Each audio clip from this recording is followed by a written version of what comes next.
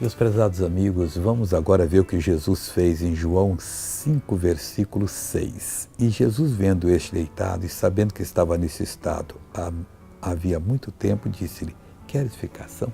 Foi a única pessoa que Jesus procurou lá no tanque Betesda. Havia uma multidão de doentes ali, esperando o mover das águas.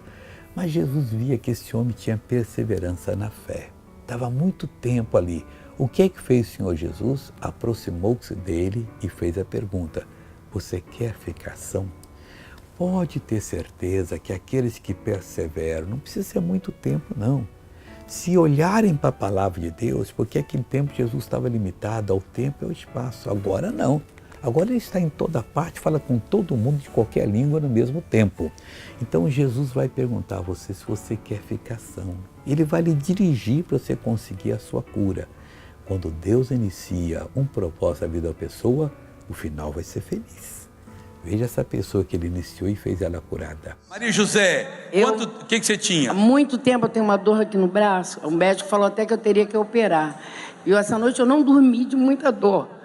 E agora quando o senhor orou, a minha dor passou. Só levantava o braço até não, antes da oração? Antes? Antes não, eu estava morrendo de dor. Até que altura só levantava? Assim. Só assim? É. Agora levanta. Bate palma lá em cima com ele. Oh, glória a Deus. Agora eu quero orar com você. Meu Pai, muito obrigado.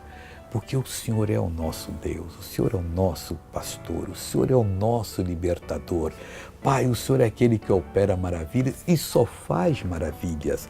Eu agora abençoo essa pessoa, repreendo todo o mal, ordeno que saia em nome de Jesus. E você diz: obrigado, Senhor.